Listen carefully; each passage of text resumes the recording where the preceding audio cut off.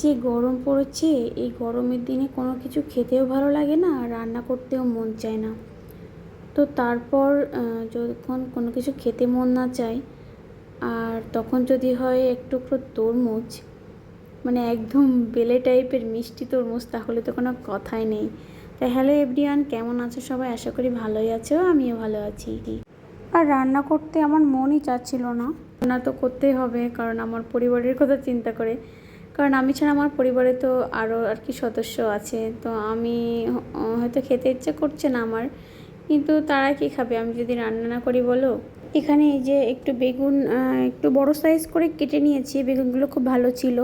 আর এই যে পাবদা মাছ ভেজে নিয়েছি, ও জলও দিয়ে দিয়েছি। তো অনেক কিছু ভেবে চিনতে আর কি তাদের কথা চিন্তা করে আমি রান্না করতে এসেছি। এখন দুপুর দেখো 1টা মতো বেজে গিয়েছে। তো আর কি খুব তাড়াহুড়ো করে রান্না করছিলাম। মশলাটা আমি বেশি ইউজ করিনি মাছের ঝোলটাতে।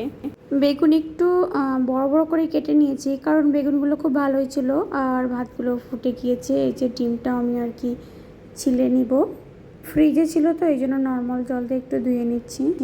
শুধু তেলের পরে একটু জিরা ফোড়ন দিয়ে আমি বেগুনটা ভেজে নিয়েছি। আর হচ্ছে তরকারির ঝোলটা ফুটে উঠলে একটু জিরা বাটা দিয়ে এদিকে আমি ডিম রান্নার জন্য আর কি মশলাটা রেডি করে নিচ্ছি। মানে জিরা বাটা, আদা বাটা, শুকনো লঙ্কার গুঁড়ো, হলুদ লবণ, মানে যা যা লাগে এই আর কি। এই যে আমি একটু জল দিয়ে সুন্দর করে পেস্ট করে নিচ্ছি। একটা লেবু বের করে রাখলাম ফ্রিজ থেকে একটু ভাত দিয়ে খাওয়ার জন্য। আর একটু শরবত বানাবো। গরমে না একটু লেবুর শরবত খেলে আর কি শরীরটা মনে হয় যে ঠান্ডা থাকে, একটু ঠান্ডা জল দিয়ে খেলে যায়। ঠান্ডা জল আর কি বেশি খাওয়াও ভালো না ফ্রিজের। তো এই তো ডিম আগের দিন সিদ্ধ করা ছিল, রান্না হয়েছিল না, আমরা মন্দিরে গিয়েছিলাম এই জন্য। তো ফ্রিজে ছিল, ফ্রিজ থেকে বের করে আর কি ছাড়িয়ে নিয়েছি। এই যে আলু দিয়ে রান্না করব। লাল শাক রান্না করা হয়ে গিয়েছে, মাছের ঝোলটাও রান্না করা হয়ে গিয়েছে। লাল শাকের ডাঁটাটা একটু আর কি পাকা ছিল, আমি ফেলে দিয়েছি অনেকটা, তারপরেও আর কি কেমন জানি পাকা পাকা ছিল একটু। তো এই তো ডিমটা রান্না করার জন্য আমি আলু এইগুলো মানে পেঁয়াজ রসুনের পেস্ট সব কিছু দিয়ে রান্না করব। তো আগে আলুটা আমি সুন্দর করে ভেজে নিব। দেরি হয়ে যাচ্ছে রান্না করতে, সময়ের অভাবে আমি সব কিছু একসাথে দিয়ে দিলাম। আসলে সব কিছু তো একসাথে ভাজি করতে হবে। আর আমি কাঁচা টমেটোটা দেই মানে আলুর সাথে সুন্দর করে ভেজে নিচ্ছি। এখনকার যে টমেটো না একটু আর কি শক্ত শক্ত, এই জন্য আমি আগেই দিয়ে দিলাম। তো সুন্দর করে ভেজে আমি মশলাটা দিয়ে দিয়েছি, একটু চুই দিয়ে দিয়েছি, তারপর একটু জল দিয়ে সুন্দর করে কষিয়ে নিয়েছি।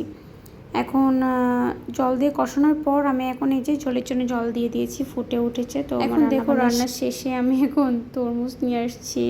ফ্রিজে ছিল, কালকে আনছিলাম, শেয়ার করা হয়নি। তো এই তরমুজটা খেতে এত ভালো ছিল। তো যাই হোক, আর আমার ভিডিও দেখার জন্য সবাইকে অনেক অনেক ধন্যবাদ। Tata, bye bye.